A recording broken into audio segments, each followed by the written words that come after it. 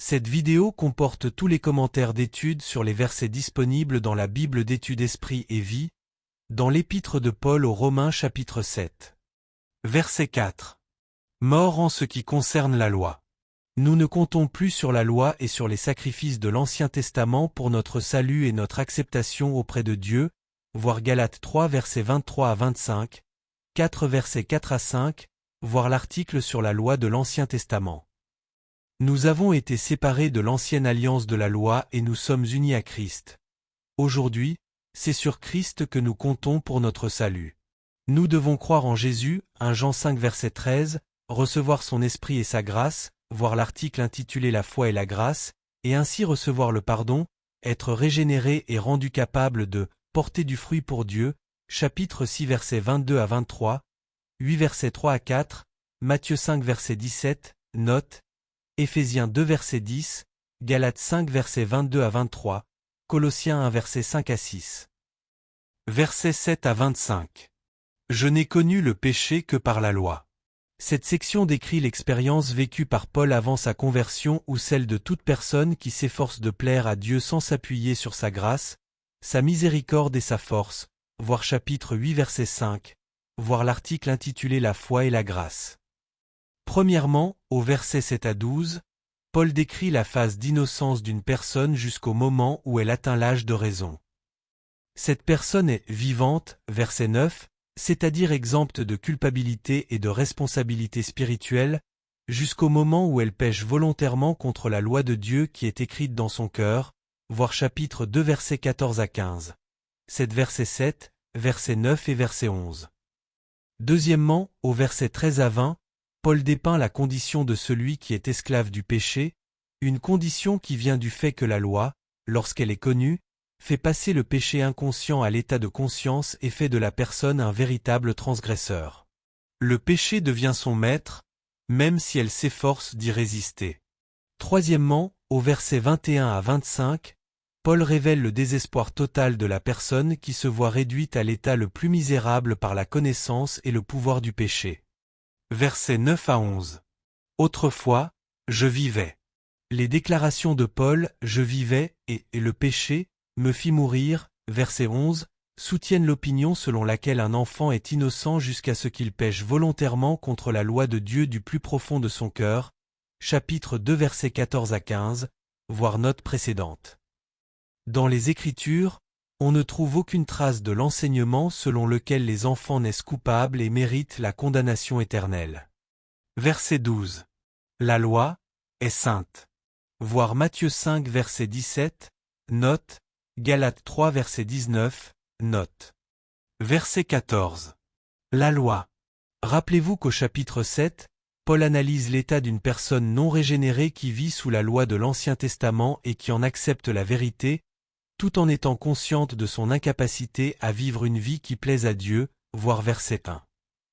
Il décrit le conflit qui oppose l'être humain au pouvoir du péché.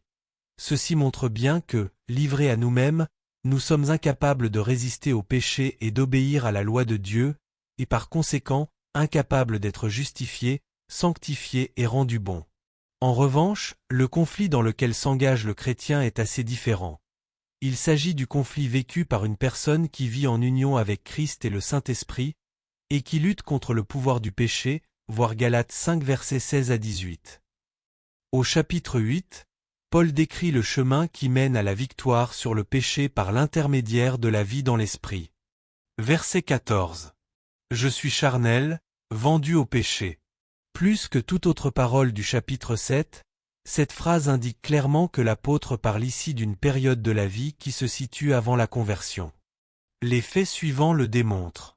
Premièrement, au chapitre 7, Paul expose l'incapacité de la loi à nous racheter sans la grâce, et non l'incapacité de l'évangile de la grâce, voir Galates 3 verset 24. Deuxièmement, au verset 5, Paul déclare que ceux qui sont dans la chair, c'est-à-dire charnels, sensuels, portent des fruits pour la mort, c'est-à-dire la mort éternelle. Et dans Romains 8 verset 13, il soutient que, si vous vivez selon la chair, vous allez mourir, voir Galates 5 verset 19 à 21. Ainsi, la personne dont il parle au chapitre 7 est morte sur le plan spirituel. Troisièmement, l'expression « vendu au péché » renvoie à l'esclavage entraîné par la puissance du péché, voir 1 Roi 21 verset 20 et verset 25, 2 Rois 17 verset 17. Cette expression ne peut s'appliquer à un chrétien puisque, par la rançon de son sang, voir Matthieu 20 verset 28, note, Christ nous a rachetés du pouvoir du péché et déclare que le péché n'aura point de pouvoir sur nous. Chapitre 6 verset 14. Christ a lui-même dit, « Si donc le Fils vous affranchit, vous serez réellement libres » Jean 8 verset 36, note, voir Romains 8 verset 2. En réalité, le nom Jésus signifie « Il sauvera son peuple de ses péchés » Matthieu 1 verset 21. Quatrièmement, la présence intérieure du Saint-Esprit, chapitre 8, n'abandonne pas les croyants au péché. Paul déclare ensuite que « La loi de l'Esprit de vie en Jésus-Christ m'a affranchi de la loi du péché » chapitre 8 verset 2, et il s'inclut au nombre de ceux qui marchent non selon la chair, mais selon l'Esprit, chapitre 8 verset 4, parce qu'ils ne sont point redevables à la chair, chapitre 8 verset 12. Verset 15. Je ne fais point ce que je veux. Ceux qui s'efforcent d'obéir aux commandements de Dieu sans la grâce salvatrice de Christ découvrent qu'ils sont incapables de donner suite aux bonnes intentions de leur cœur. Ils ne sont pas leurs propres maîtres. Le mal et le péché règnent en eux, et ils en sont esclaves, versets 15 à 21, étant rendus captifs de la loi du péché, verset 23. Il n'y a qu'en Christ que Dieu peut nous offrir, avec chaque tentation, le moyen d'en sortir, afin que nous puissions la supporter. 1 Corinthiens 10 verset 13. Verset 22. Je prends plaisir à la loi de Dieu. Sous la loi de l'Ancien Testament, un grand nombre de croyants se rendaient compte que, dans leur homme intérieur, âme, raison, ils prenaient plaisir à la loi et aux commandements de Dieu, voir Psaume 119, Ésaïe 58 verset 2. En même temps, cependant, du moment où l'homme ne s'appuyait que sur la loi, les passions coupables restaient maîtresses de la situation, verset 23. De même, il peut se trouver, dans l'Église d'aujourd'hui, des personnes qui reconnaissent la justice, la pureté et l'excellence de l'Évangile de Christ, mais qui, n'ayant pas fait l'expérience de la grâce régénératrice de Christ, se retrouvent dans l'esclavage du péché.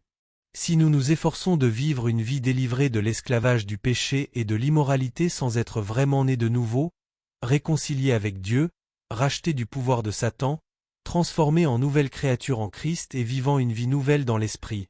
Jean 3 verset 3, Romains chapitre 8, 2 Corinthiens 5 verset 17, tous nos efforts seront vains.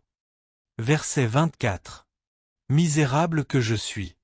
Après avoir mené une lutte vaine contre le péché, la personne non régénérée est finalement rendue captive, verset 23. Le péché finit par triompher et la personne est vendue comme esclave au péché, verset 14. Son état est misérable. Qui peut la délivrer? La réponse est Jésus-Christ notre Seigneur, verset 25. Lui seul peut nous libérer de la loi du péché et de la mort, chapitre 8 verset 2.